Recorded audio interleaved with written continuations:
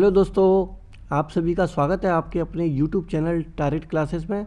दोस्तों, महत्वपूर्ण प्रश्नों के संकलन और रीट की तैयारी के लिए काफ़ी महत्वपूर्ण वीडियो सीरीज आपको इस चैनल पर देखने को मिल सकती है। और साथ ही हम इसमें रीट की तैयारी के लिए काफ़ी महत्वपूर्ण प्रश्नों को लेकर आने वाले हैं और सार संग्रह के माध्यम से आपको इन प्रश्नों को पहुँचाने वाले हैं। तो आप हमारे चैनल पर पहली बार विजिट कर रहे हैं तो आप हमारे चैनल को सब्सक्राइब कर सकते हैं ताकि हम आपको लेटेस्ट अपडेट उपलब्ध करा सकें। तो सबसे पहला प्रश्न है, भारत में सर्वाधिक मात्रा में खाद्यान्न का उत्पादन होता है तो किसका उत्पादन होता है? चावल का। देश में कृषि के अंतर्गत किस तरह के उर्वरकों का सर्वाधिक उपयोग किया जाता है? तो ये किया जाता है नाइट्रोजनी का। अगला प्रश्न है, विश्व में मसालों में सबसे बड़ा उत्पादक, उपभोक्ता और निर्यातक होने का गौरव किस देश को है? तो ये है भारत को। रबड़ के उत्पादन में भारत का विश्व में स्थान कौन सा है? तो 4th स्थान है। रबड़ की प्रति हेक्टेयर उत्पादक क्षमता में भारत का विश्व में स्थान कौन सा माना जाता है? तो 1st स्थान है। हरित क्रांति से किस फसल के उत्पादन में सबसे अधिक वृद्धि हुई है? तो हरित क्रांति जो MS स्वामीनाथन वाली कमेटी थी उसके अनुसार बात करें तो यहाँ पे गेहूँ की सर्वाधिक वृद्धि हुई है। अंगूर की प्रति हेक्टेयर उपज में भारत का विश्व में स्थान क्या है? तो 1st स्थान है। मोटे अनाज कौन कौन से होते हैं? तो बाजरा, ज्वार, रागी, मक्का और जौ। अगला प्रश्न है, ट्रैक्टर के उपयोग की दृष्टि से भारत का विश्व में कौन सा स्थान है? तो ट्रैक्टर की दृष्टि से बात करें तो भारत का 4था स्थान है। काली चाय का विश्व में सबसे बड़ा उत्पादक और उपभोक्ता देश कौन सा है? तो काली चाय की बात करें तो ये भारत है। भारत का विश्व में दुग्ध उत्पादक में स्थान है पहला। कुल पशुओं की संख्या की दृष्टि से विश्व में भारत का स्थान है दूसरा। कुल पशुओं की संख्या की दृष्टि से बात करें तो विश्व में प्रथम देश है ब्राज़ील। अंडों के उत्पादन में भारत का विश्व में स्थान कौन सा है? तो 3रा स्थान है। विश्व में सबसे बड़ा चमड़ा उत्पादक देश है भारत, यानी चमड़ा उत्पादन सबसे ज़्यादा होता है। ऑपरेशन फ्लड का कार्यक्रम कब व किससे संबंधित है? तो ऑपरेशन फ्लड का कार्यक्रम 1970 में दूध से संबंधित है और इसके सूत्रधार माने जाते हैं डॉक्टर वर्गीज कुरियन। ये आपको ध्यान रखना है। विश्व में समुद्री मत्स्य उत्पादन में भारत का स्थान है 6ठा। रोटी देने वाली मछलियाँ कहाँ पर पाई जाती हैं? तो ये पाई जाती हैं मन्नार की खाड़ी में। सर्वाधिक समुद्री मछलियाँ किस राज्य में पकड़ी जाती हैं? तो ये गुजरात में पकड़ी जाती हैं। ताज़े पानी की सर्वाधिक मछलियाँ किस राज्य में हैं? तो ये ताज़े पानी में जो मछलियाँ पाई जाती हैं वो पश्चिम बंगाल में है। कुल मछली उत्पादन में कौन सा राज्य पहले स्थान पर है? तो ये पश्चिम बंगाल है। श्वेत क्रांति किससे संबंधित होती है? तो ये दुग्ध उत्पादन से संबंधित होती है। पीली क्रांति किससे संबंधित होती है? तिलहन उत्पादन से संबंधित होती है। यानी पीली क्रांति तिलहन उत्पादन से है, श्वेत क्रांति दुग्ध उत्पादन से संबंधित होती है। भारत में सबसे पहले किस बैंक की स्थापना की? तो ये सारे प्रश्न हैं बैंकिंग से संबंधित, तो ये आप परीक्षा की दृष्टि से काफ़ी महत्वपूर्ण साबित हो सकते हैं, तो उनको आप देख सकते हैं। भारत में सबसे पहले किस बैंक की स्थापना की गई थी? तो बैंक ऑफ हिंदुस्तान की गई थी 1770 ईस्वी में। 1770 में की गई थी। बैंक ऑफ बंगाल की स्थापना की गई थी 1806 में। बैंक ऑफ बॉम्बे की स्थापना की गई थी 1840 में। बैंक ऑफ मद्रास की स्थापना की गई थी 1843 में। तीनों बैंकों का क्या कर दिया गया था? विलय कर दिया गया था और इस बैंकों के नाम रख दिया गया था इंपीरियल बैंक ऑफ इंडिया। ये कब रखा गया था? 1921 में। इनका तीनों बैंकों को मर्ज करके इंपीरियल बैंक ऑफ इंडिया नाम दे दिया था 1921 में। इनका राष्ट्रीयकरण की बात करें तो राष्ट्रीयकरण हो गया था 1955 में। इंपीरियल बैंक ऑफ इंडिया को नया नाम क्या दिया गया?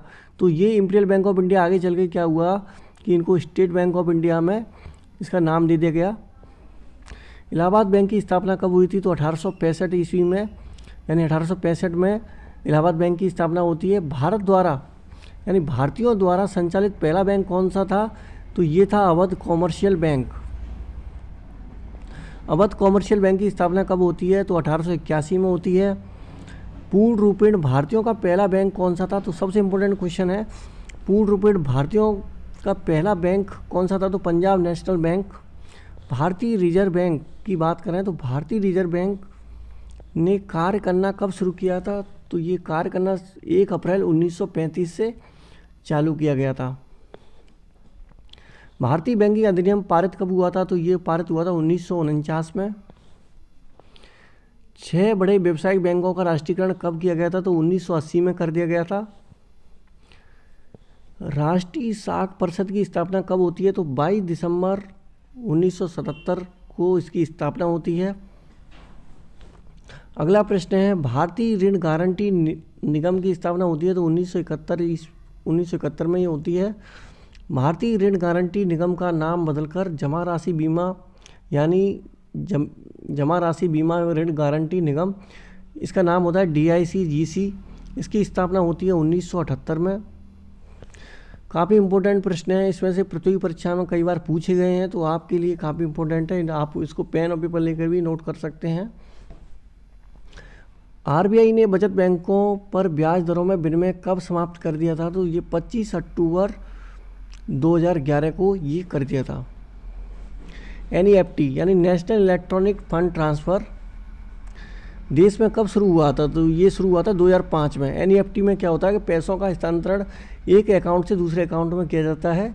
तो ये 2005 से शुरू किया था।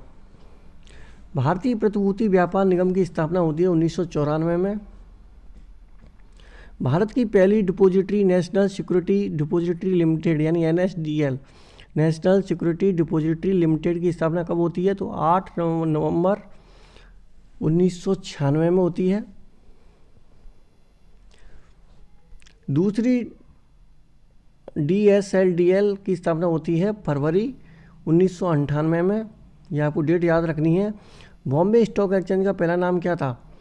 तो इसका पहला नाम था the native share and stock brokers association. Bombay stock exchange द्वारा सूचकांक यानी सेंसेक्स कब शुरू किया था? तो ये शुरू किया था 1986 और 87 में। कितने शेयरों का मूल्य पर आधारित था? 30। 5, 10, 50, 100 और 500 तथा 1000 रुपये की नोटों को कहाँ छापा जाता है? तो currency note press Nashik road पर छापा जाता है। सिक्योरिटी पेपर मिल कहाँ पर स्थित है? तो ये है होशंगाबाद मध्य प्रदेश में। सरकारी टकसालें किन शहरों में हैं? तो सरकारी टकसाल की बात करें तो मुंबई, कोलकाता, हैदराबाद और नोएडा में है। छठी पंचवर्षीय योजना कब शुरुआत की गई थी? तो ये की गई थी 1980 में। जनता पार्टी सरकार द्वारा पेश छठी योजना को किस सरकार ने समय से पहले ही समाप्त कर दिया था? तो ये किया था कांग्रेस सरकार ने 1980 और 85 के बीच में। गरीबी निवारण और रोजगार सृजन पर बल दिया गया था इस योजना के तहत। किस पंचवर्षीय योजना के दौरान रोजगार मापने के लिए मानक व्यक्ति वर्ष को अपनाया गया था? तो छठी पंचवर्षीय योजना थी। ग्रामीण बेरोजगारी उन्मूलन से संबंधित कार्यक्रम यानी IRDP, NREP और ये ट्राइसेम, DWACRA, RLEGEP किस योजना से संबंधित है? तो ये लागू की गई थी छठी योजना में। ये सारी योजनाएं लागू की गई थी। किस योजना को पर्सपेक्टिव प्लानिंग कहा जाता है? तो ये कहा जाता है छठी योजना को। 7वीं पंचवर्षीय योजना का प्रमुख उद्देश्य था आधुनिकीकरण। 1986 और 91 के बीच में आधुनिकीकरण था, उसमें माना जाता है। कौन सी योजना उदारीकृत अर्थव्यवस्था के रूप में वर्णित जॉन डब्ल्यू मुलर मॉडल पर आधारित थी? तो ये थी 8वीं पंचवर्षीय योजना। 1992 और 97 में लागू हुई थी और पहले ये 1990 में लागू की गई थी, लेकिन ये इम्प्लीमेंट हुई थी 1992 और 97 में।